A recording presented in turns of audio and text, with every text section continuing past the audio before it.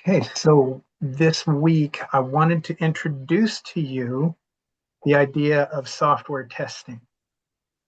Um, I've been thinking a lot about how AI is taking people's jobs, and and if like in your case, you're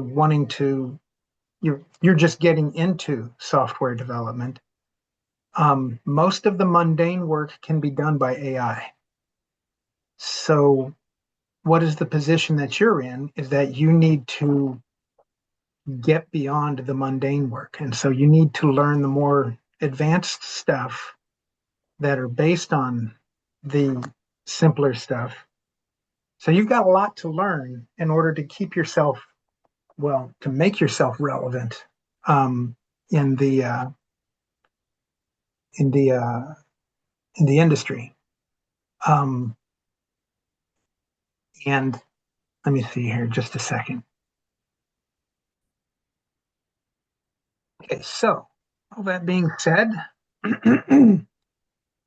this is a multi-session topic that we're going to be covering. First, I'm going to introduce the idea of unit testing, what it is, what it means, and then the concept of test-driven development. Are you familiar with that term at all? Mm-mm. Okay, well, then I will introduce you to it, and then we'll practice that a bit, and then we'll look at other things like behavior-driven development, how to do TDD, and maintaining a program, and adding tests to existing code. Okay, so, but that'll be in future sessions. We're going to start on these first two for today. So, the basic idea of unit testing is to improve the quality of the code that you're writing. All right, and a unit test. There are different kinds of tests that you can do. You've got you know if you're writing a program, a lot of times you work for a company and they will have a testing team, and this testing team will write other programs that go and exercise your program to make sure that they do it what it's supposed to do, or they'll sit there and push buttons all day, and that's called ad hoc testing. So basically, they're trying to find weaknesses in the program for things that you know making sure that you're validating the data that your people are entering and that sort of thing. So that's what someone who is a dedicated tester would do. As a software developer, you will be writing programs that will exercise the every unit of code that you're writing. So, like every module or every function that you're writing, you'll want to write a unit test to exercise it and make sure that it's doing what you expect it to do. Kent Beck is a brilliant author, and he's written this book called Test Driven Development by Example. The by example is key because he basically shows you how it's done. And this has been the go-to reference book for going on 20 years now, and I haven't found one that's better. Um, well, that being said, there is a where is it? Just had it. Um, Heck, I don't know where I put it. Anyhow, there is a yeah, this one. There's a book called Five Lines of Code that that walks you through how to do testing for a program. That I found it to be really helpful. I did a series of videos walking through all the exercises that are in the book, and that was pretty helpful. I So, didn't catch the author of the second one. oh, the second one, the author is Christian Clausen, Clausen. It's a book by Manning, and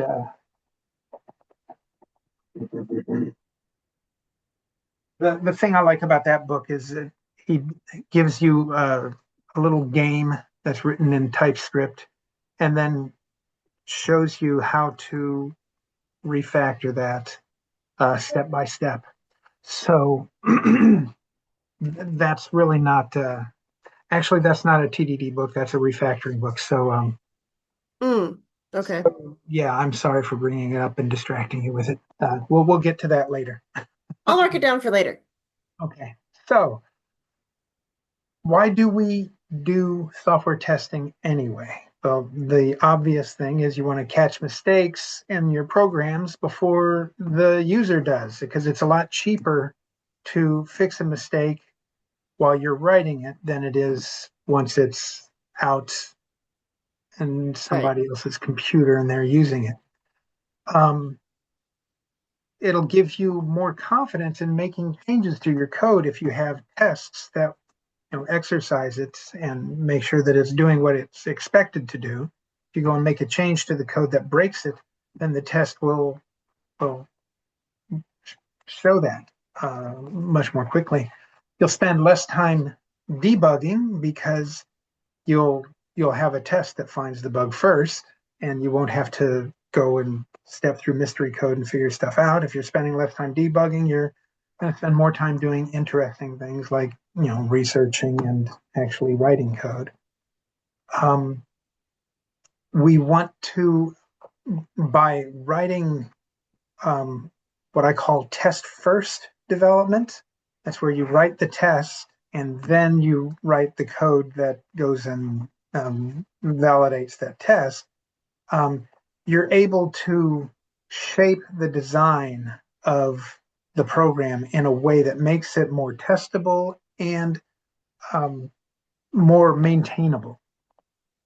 And if you break your work up into little tiny steps all day long, where I write a program, the test passes, yay, I get a dopamine hit. I write a program, the test passes, yay, I get another dopamine hit. It's just you get to be a junkie all day long with dopamine hits, which is cool. Um,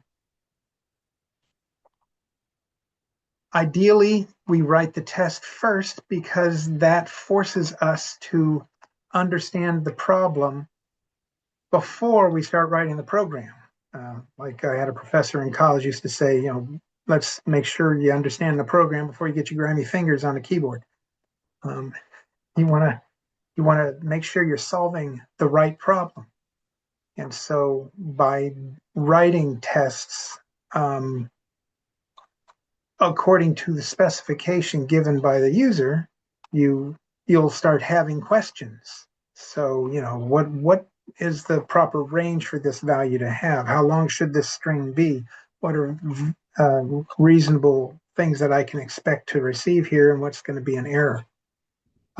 Again, I need to clean this slide up front. You're going to do your design up front before you can just go, and I have spent full days going and coding up a whole bunch of stuff because I knew exactly what it needed to do, and then it didn't work, and I had to go throw it all away because I Oh didn't no. design it well. Um, it also helps you to avoid what's called gold plating, because you have to understand what the program does. And the idea of test driven development is that you only write code that will make the test pass. You don't have to say, well, there's going to be someone someday who might want to do this.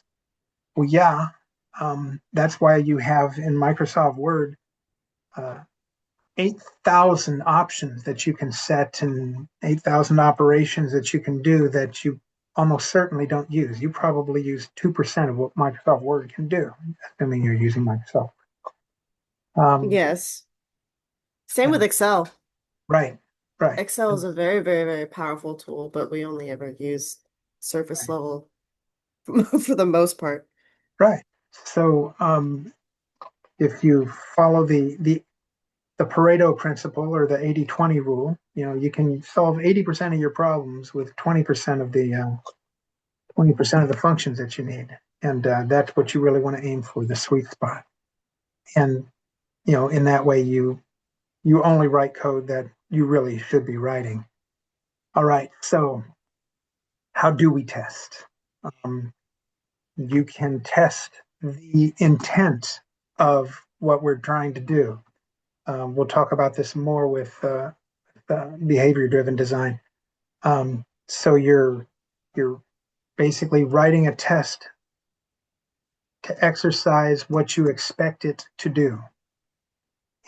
And that way you can make sure that the quality of the code is where you need it to be and that your your design is um, um, your design is maintainable and that it's flexible enough to handle how you expect this application to grow.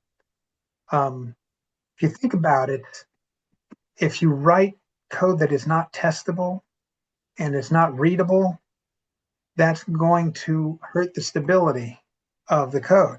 Um, because if I'm having to go and make changes to code that I don't understand because it's so hard to read, I'm more likely to introduce bugs to that code. Um, That seems pretty yeah, common sense, I think. right, If you don't understand what you're messing with, there are going to be issues later. right. But a lot of times people will say, I got it working good enough, time to move on. I've got other things to do. Like, well, no, it's once you get it working, that's when it's time to go back and clean it up and make sure that it's readable. Um, Performance is key, but it's not the only key. You need to make sure that the program is running in a performant way. You want it to respond to user inputs quickly enough that the user doesn't get bored or frustrated or start banging on that enter key. Um, but you also don't want to make that the only thing you think about, so that you're throwing away readability, maintainability to make sure that it runs really fast. Reliability is is essential. I had a professor in college who used to tell us, programs are binary. They either work or they don't. There's no, well, it works most of the time. If it works most of the time, that means it's broken. Okay. Because Hmm. there are times when it doesn't need to be worked. And tests need to be refactored, just like your code. Tests are code too. All right. So your tests that you write are there to make sure that your program does what it's supposed to do. And so the general idea of how you write a test is you'll design how the program should work, you'll write the code that does that, and then you'll write the tests that go and verify that it does what it's supposed to do. This is called test after coding. And this is how 95% of the software developers work. I'm going to teach you a better way, which is where tests drive an emergent design. So first you're going to write a test that that exercises a specification that you've been given. You're then going to write whatever code, only the code necessary to get that test to pass. And then from there, good design will naturally develop out of that. Now, of course, there's something of a chicken egg problem. You need to know what good design looks like. And so that comes with experience and understanding, yes, looking at things that do and don't work.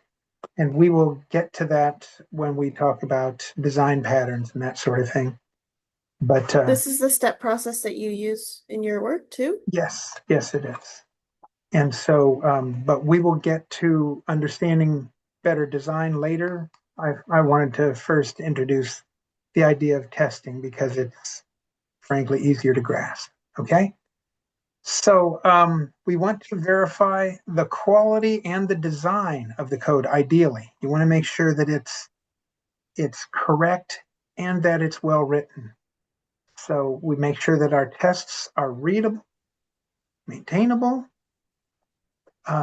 because again, if you have code that's hard to read, it'll likely have problems. And if you have tests that are hard to read, then they will likely have problems. You want to make sure that your test code is organized in a helpful way so that someone who's trying to understand how your program works can go quickly look at the tests and quickly understand this is how the program is intended to be used. You want to make sure that the test checks only what it needs to and not what it doesn't need to. Um, a lot of times we will write tests that are specific to a platform or very specific to an implementation, which then makes it hard to change the design of the application. If I have everything assuming that we're using integers, and then I decide, oh gosh, I need to use floating point values here, um, then you've got to go and redo all your tests. That's a problem. So you need to keep your tests flexible in case you need to change the design of the application. So again, you need to make sure your tests are reliable so that you can rely on them working every time and repeatable. So if you have a test that breaks sometimes, then that's not a useful test. That's not helpful. For instance, if you have a test that depends upon a certain time or date, that's not a useful test. But if you have code that depends on a specific time or date, you can go and lock that down in your test. You can write your code in such a way that it can be tested by passing in the time or date that you're using rather than calculating that inside Mm-hmm. the code. And a test uses test doubles.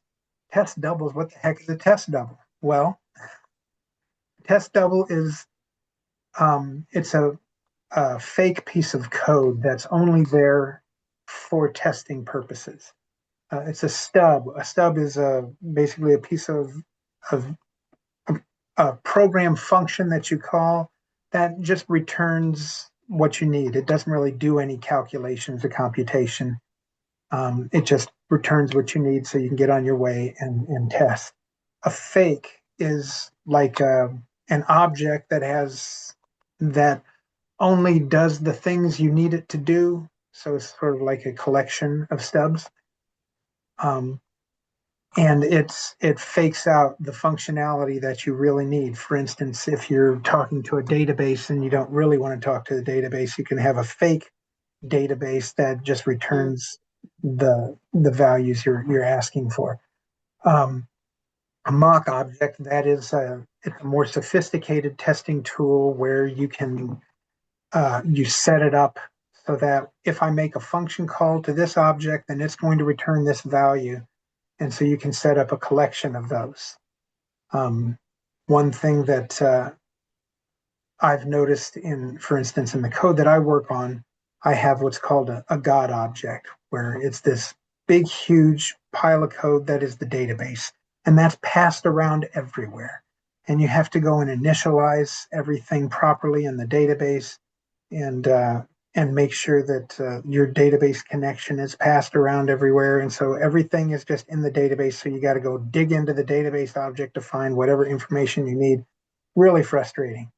Um, and I tried to mock it out, and I was writing after I started writing my fifth or sixth mock. I said, "This is clearly not what I need to do." So I ended up writing a fake database that populated a memory resident database that was the proper shape and uh, and had just enough test data in it that it wouldn't take long to populate, and I could go and write a test to go and test what I needed to, and I wouldn't have to worry about initializing all this data. I just had to Mm. initialize the test database. I only had to do that The once, bare which is bones. kind of nice. So now I'm at the point where I can go in and start refactoring the code that uses all this database so that I don't have to go and pass this big pile of stuff around. Okay. All that being said, let me introduce you to the concept of test-driven development. I'm still listening. I just gotta grab something. No problem. So the idea of test-driven development, again, it's a test-first approach. So, and it's really a fundamental discipline for doing your more advanced software development. It's what sets you apart from other developers who don't have the patience to do this.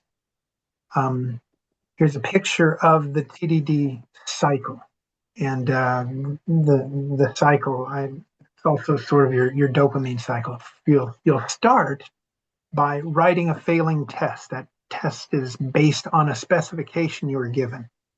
Um, in a little bit, we'll practice with FizzBuzz, and FizzBuzz says, "All right, I'm going to generate a list of numbers, and for every time we have a number that's divisible by 3, we're going to say fizz, and if it's divisible by 5, then we'll say buzz, and if it's divisible by both 3 and 5, we'll say FizzBuzz." And so we'll generate the numbers. It's a game you can play with your friends to see who makes a mistake first, that sort of thing. But so we write a program to do that, and so our first specification is okay for if it's 3, then I'm gonna say fizz instead of 3. But that would be my failing test. I'll write that test. It will fail. That's a good thing. So I make sure that it doesn't do what I need it to do yet. Then I write just enough code to make the test pass. And that circle's green because, well, I guess we have the red and green circles here because in the testing tool, in the IDE, as you'll see, when the test fails, it draws a red line, and when the test passes, it draws a green line. So, so you write just enough code to make that test pass, and you now know you're comfortable that the program works. And once you've got the test passing, we go back and we refactor. We clean up the code to make sure that it's not doing things in an inefficient way, or we can make it more readable, or whatever we need to do to make the code better.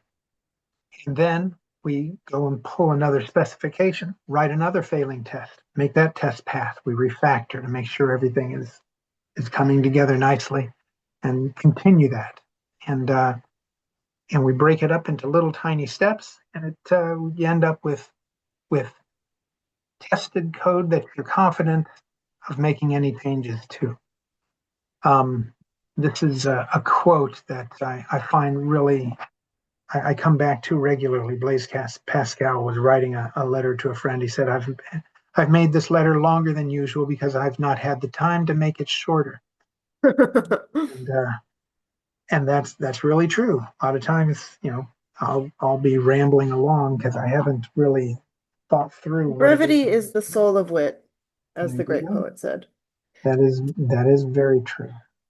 So, what are the primary goals of writing a good test? Well, it specifies some mistake or missing functionality that needs to be added or corrected in the code. You write only enough code to make that test pass, and then once you've got that test passing, you ruthlessly refactor towards a simpler design. And basically, you may say, "Oh, I love being able to use this cool library to do things." Well, but maybe that library is too heavyweight for us, or maybe this particular algorithm. I remember one of my first job out of college. I had spent time getting this function to work. It needed to go and generate some number, and I got the whole function to work on one line, and I was really proud Oh of myself. no. Wow. And I was explaining it to my coworker, who just kind of looked at me and his eyes glazed over. And I said, "But I mean, it's really clever how it works here." And he just kind of stared at me, said, "Okay, all right, I'll go rewrite it." So yeah, so sometimes you have to throw away code that you've fallen in love with. Um, So the basic concept of doing test-driven development is that no production code is written before there is a failing test justifying the existence of that code. So when you're done, you should have full code coverage. Your tests should exercise every part of your code, which is a good thing. And that's what gives you the confidence to go back in and make changes and refactor it and that sort of thing. So your steps for writing test-driven development are you do arrange, act, and assert. So the first thing you're going to do is arrange. You're going to initialize the state for the function that you're going to be testing. You're going to act is you're going to exercise that function. You're going to perform the operation that you're wanting to test. And finally, you'll assert. You're going to make sure that the result you receive is the same result as you were expecting. And generally, this is what a unit test looks like. If we're using JUnit in Java, you'll say, at test, public void initializes to null is, you'll have a function name. And what I like to do is actually put the comments arrange, act, and assert in there, and then go in and flesh those out so that I can, as I'm writing the test, know what parts are what. Okay, all that being said, we can practice now. What I'm thinking, one of the problems I had with Aaron was that he did not have his software development environment set up ready to test. So what I'm thinking is I will go and create the test and I'll have this recorded and you'll be able to go back and work through what I'm doing. Okay? So, Yeah, I'd love to watch and learn. okay, very good. Then what I'm going to do, here, do I have a FizzBuzz in here?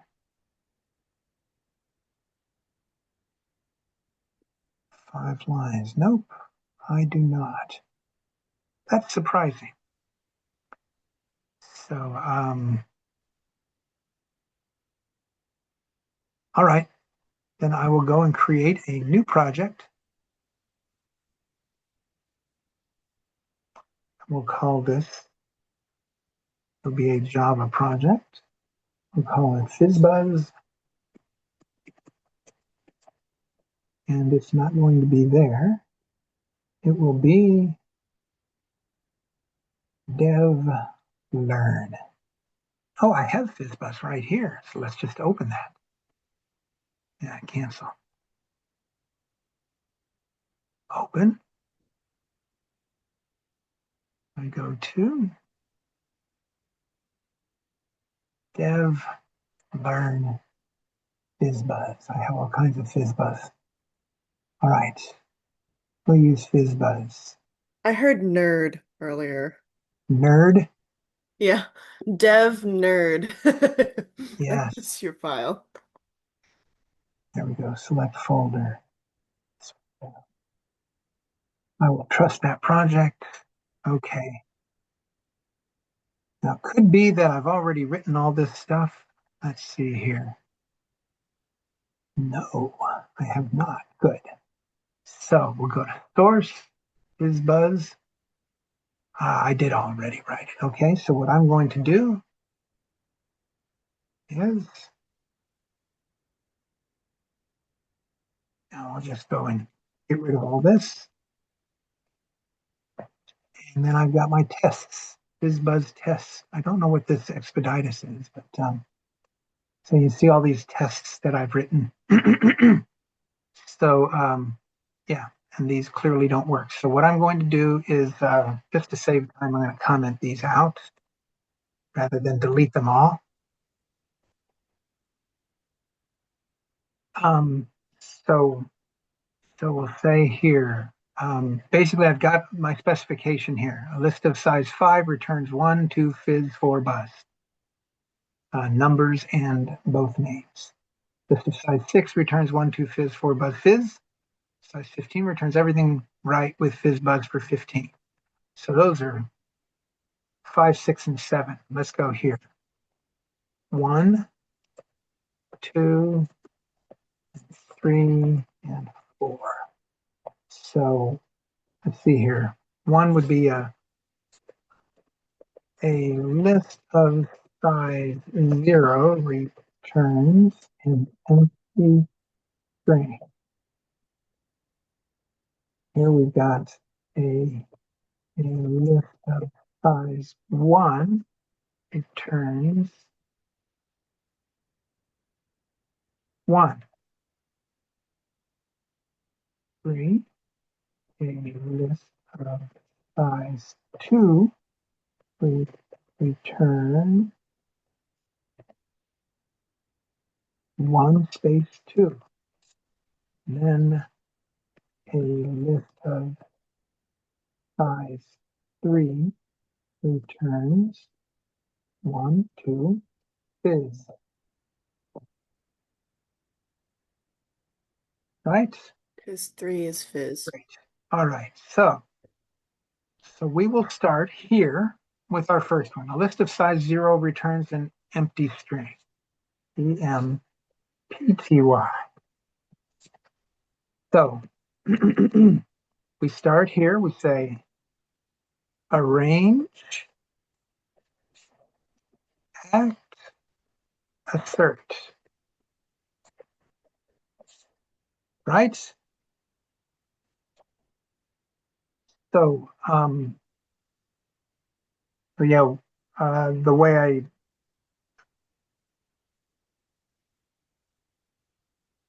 I'll do this. So the first thing I want to do is I want to make sure that I have arranged the application properly. So I have an object here called FizzBuzz. And so I will go ahead and my function called generate is going to be static, which means I don't have to create the object to run the function. So so to arrange it, basically the only thing I'm going to need to do is to figure out what it is I'm expecting to see. So I'll take expected and I'll put that up there. An act is going to be I'll have to do something to exercise the function. So I will call FizzBuzz generate. In this case, the list of size 0 is going to return an empty string. And then I will assert that it returns what I expected. And then assert equals, if you look at it, you see that the first parameter is what's expected and the second is actual. So results will be our actual and expected is expected. So I'll then go and I will run this function and it should fail. FizzBuzz is public and it should be declared in a file named fizzbuzz.java. Yes. Is this not in fizzbuzz.java? It's fizzbuzz.java. FizzBuzz. I'm loving watching you go through this step by step because it's much, Okay. much clearer. Java class FizzBuzz is public. FizzBuzz is public. Class FizzBuzz. Okay. So navigate to duplicate class. I have a duplicate class here, huh? That's FizzBuzz Expeditus. Okay. Oh, that's where that came from. Yeah, I don't remember why I created this.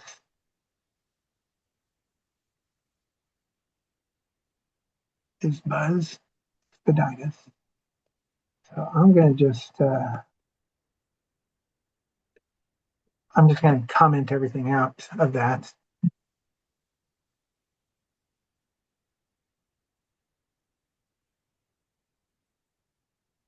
That I don't have a duplicate there. And then I'll go here to FizzBuzz test. And I'll comment this all out too. Okay, so this is, oh, these are more extensive tests.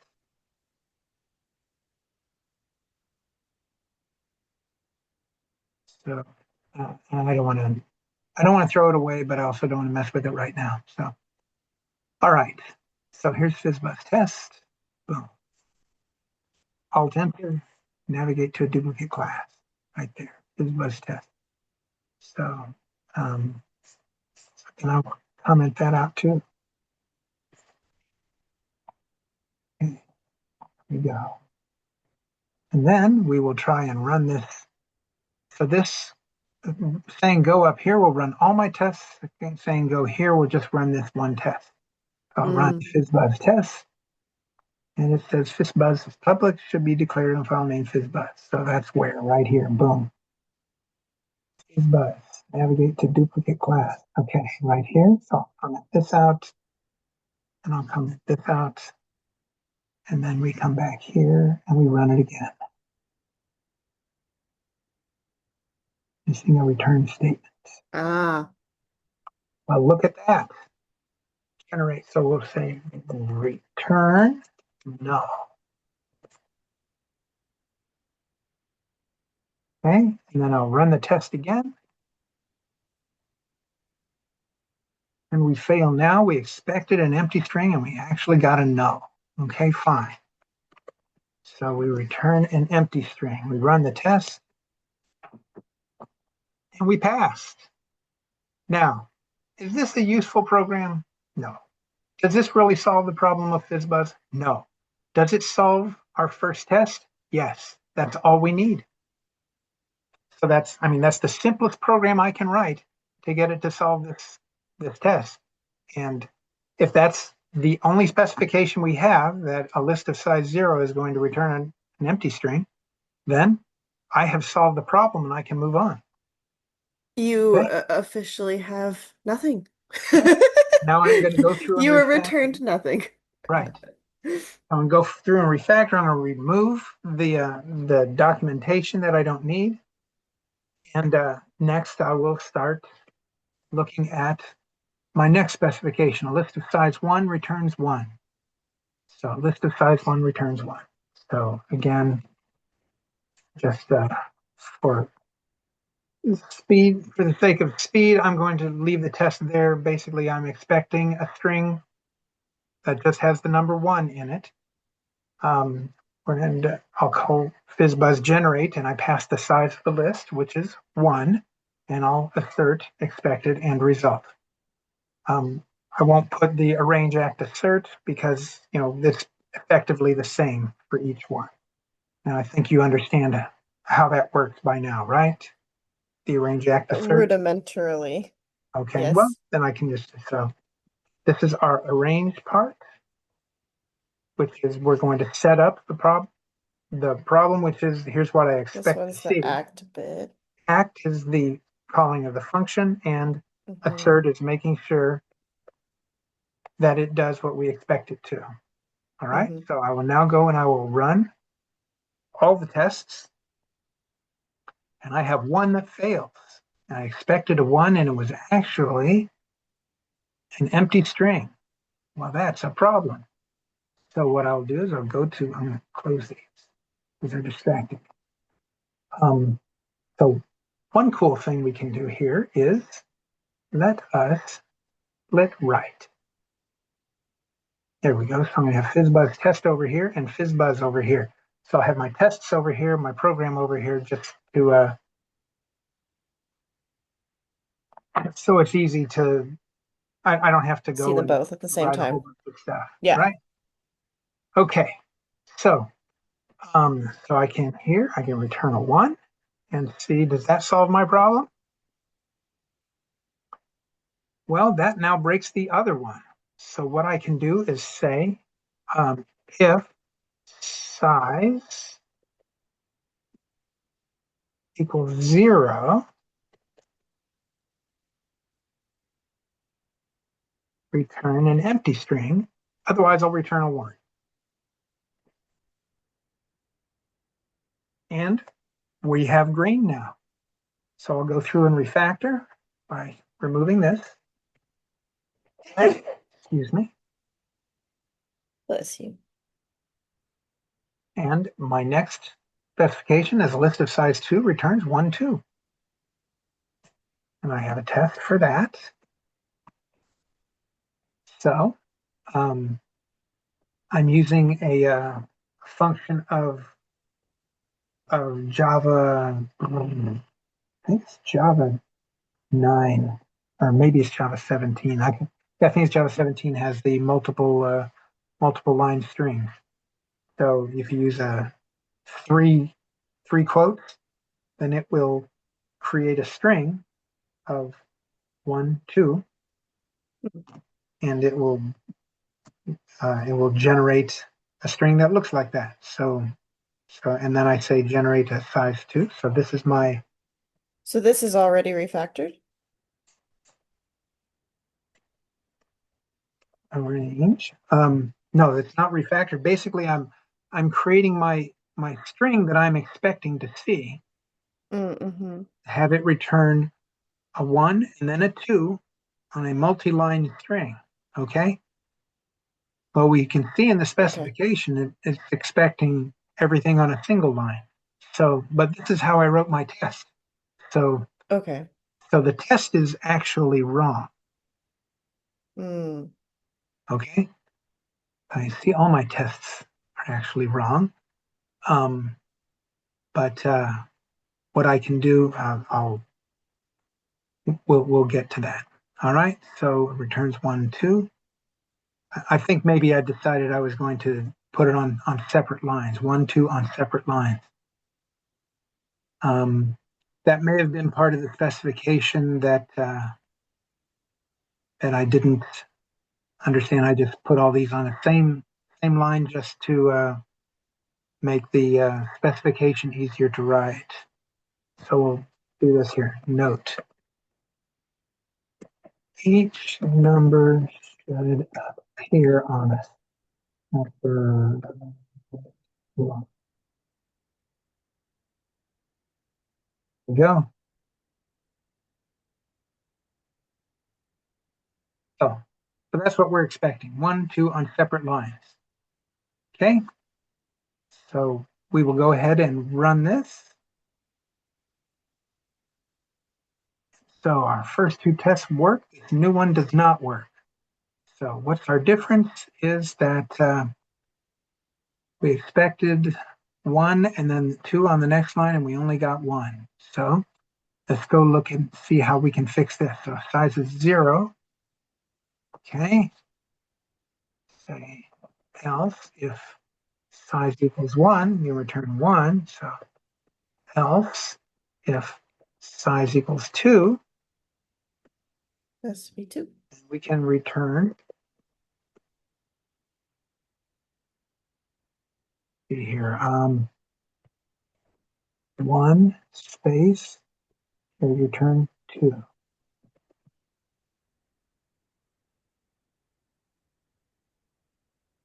Let's see if that works. Missing a return statement.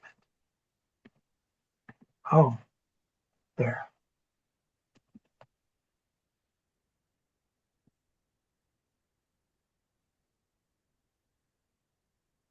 That work? What's the difference here? 1, 2. Oh, that has a space. So let's not have a space. So we'll make this a 1 without a space. Let's try it now. It still fails. What is this? That's a line feed and that's a carriage return. Okay. Well then, let's do a new line. There we go. Do you see what I did and why I did that? I see what you did but I don't understand how you knew to do that. Oh, I've got about 40 years experience programming. That's how I would know. Well, yes, that might help. But okay, so But that's what you asked. so basically we're returning this string, um, multi-line string, okay? and and so when I stuck a carriage return in there in the middle, you know what a carriage return is? Mm-mm. Okay, we need to have a little education here. So That's what I'm here for. yes, that's true. ASCII table.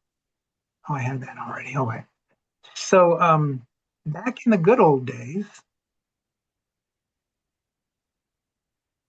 there we go. We had uh, we had what's called the ASCII American American Standard Code for international interchange, something like that. Information interchange. So basically, this is the the text that is used to represent characters. Like you got 0, 1, 2, 3, 4, 5, 6, 7, 8, 9. You got Mm. capital A through Z. You got lowercase a through Z. You got curly braces and backticks and backslashes and all this sort of stuff. So these are all the printable characters that you can see, at least in the US. Um, this is a vast condensation of this topic that we'll go into another time.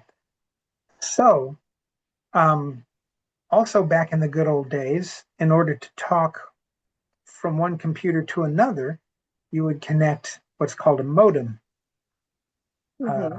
modular demodulator, modulator demodulator. And so, in order to Oh my connect, gosh, that's what modem stands for. Okay. that's what modem stands for, yes.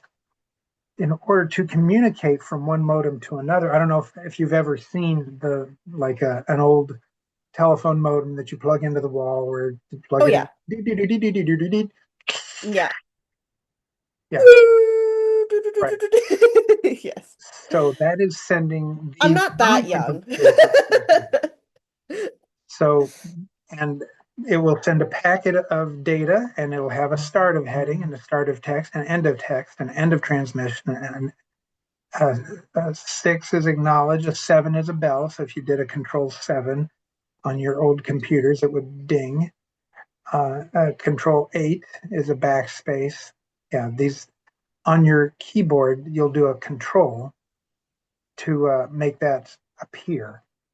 Um, if you're in your terminal, you're like in the DOS mode or something, you do a control. So if you do a control G, um, then that would be the same as hitting your escape key. That's a data link escape. What I just did was a carriage return, which is a control 13 um, or a control D. There's also the line feed, which is a control A. And so on Windows computers, every line, when you open a text file, every line is ended with a carriage return line feed combination. That's in DOS. I think in the latest Windows, it ends with a line feed. And if you're in Linux or in a Mac, then if you're editing a text file, it will end with a line feed. Okay, so I So happen to this is know why we that. use Control Z to escape. Right. Well, Control Z, actually, if you look here, that would be 26. So that's, oh yeah, 1B. So that's escape Mm-hmm. or cancel because Yeah, your end of meeting. Yeah. that's cool.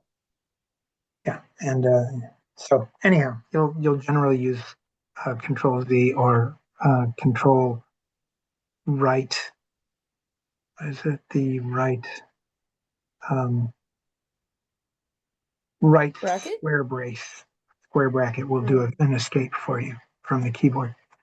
So, all that being said, when I want to represent one of these unprintable characters in Java, we have ways of doing that. And in Java, \R is a carriage return.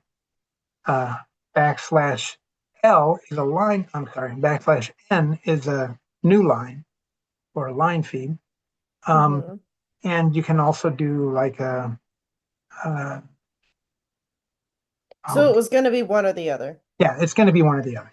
So I So you was tried just, one, it didn't work, I so was you try the trying, other. there you go. So you know how this works. That's the cool thing about doing software development is you can try something. If it doesn't work, try something else. And that's exactly what I did. Okay, Okay.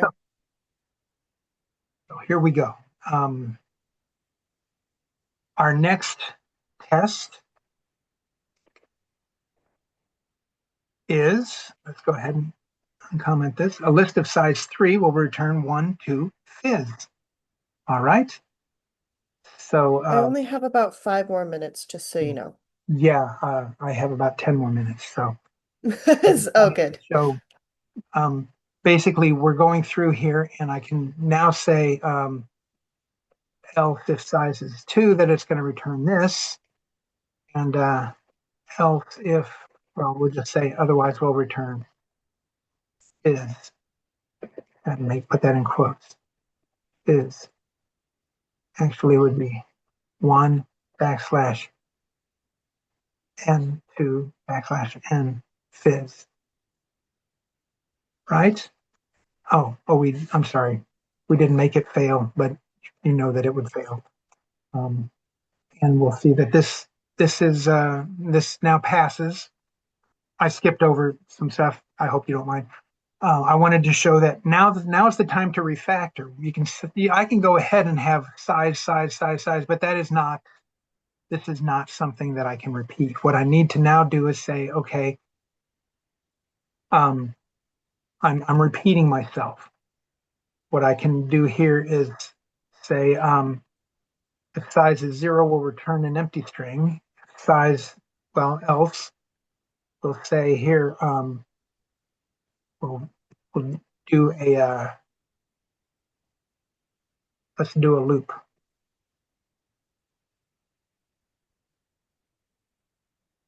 Say if we'll say for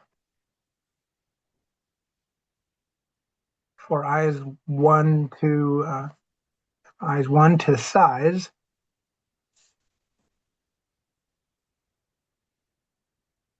Oh, a good point.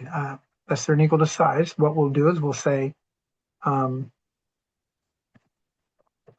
string return code, yeah, return string equals an empty string.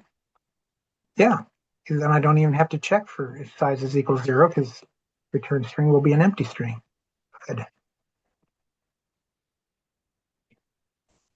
All right. So, and we'll say return string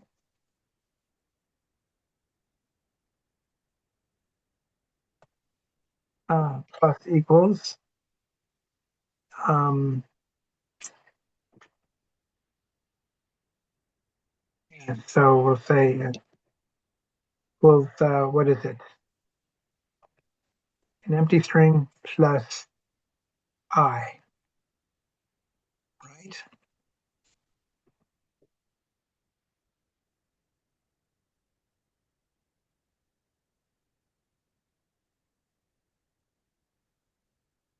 All right. So plus equals means it's the same as saying equals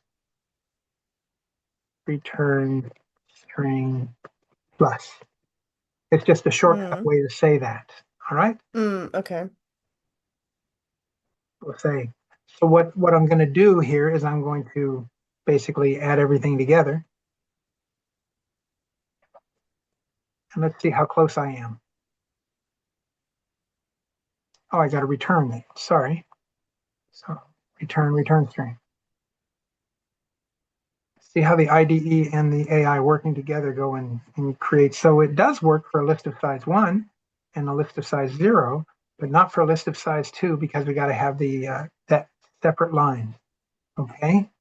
So I can say here, if um, if I is greater than 1, then we'll say return string plus equals carriage return, Because of the new line. right? Wait, No, it needs to be a new line. That. yeah, that's what I was gonna say. It worked when you did the new line. So I is greater than 1, so we're going to have 1. So why didn't that work for 2? So we got 1, 2. We got it didn't stick it in there. Okay. Oops. So return string plus equals the number, and if I is greater than 1, so it's 2. Oh, if not I, Is if there's size is greater than 1.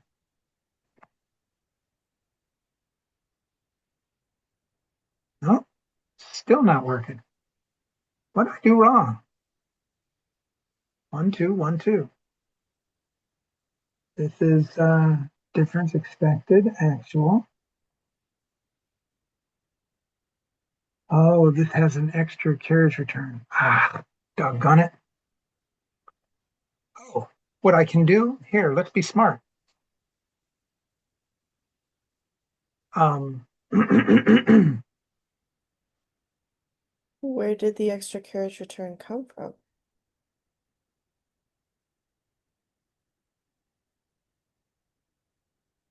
um, oh, wait, sorry. Return string, so it's like this. And we'll say I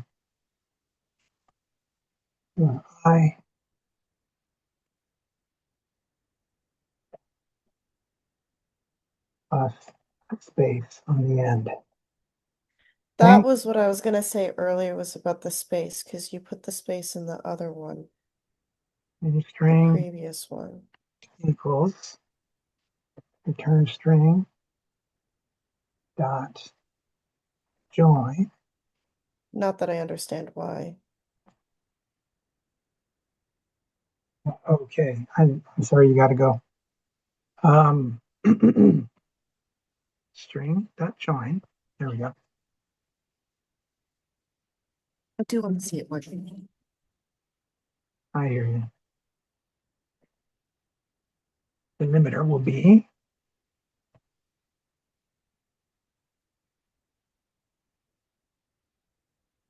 and that does that need to be join?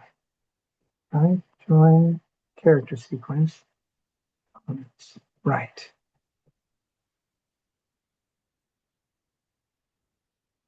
No, it's not going to work right. So I'm sorry. So I have to say return string dot um, dot.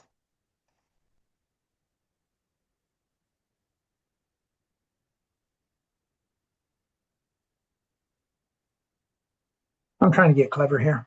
Let's stop being clever. Return string equals. So we're adding a.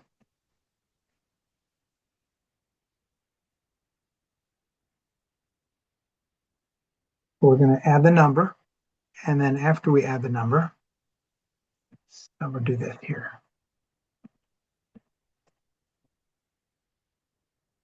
String um, uh, new line equals that.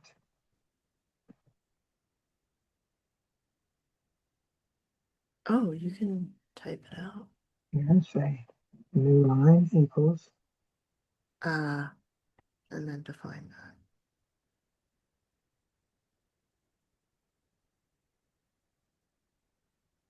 except you don't want to add it on the end. Um,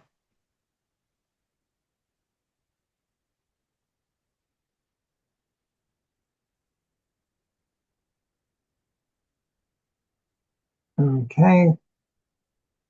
Really? Really? Oh, And then new let's line. do that. Turn string. Okay, I'm sorry.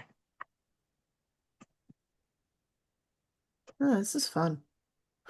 I wish I could stay longer.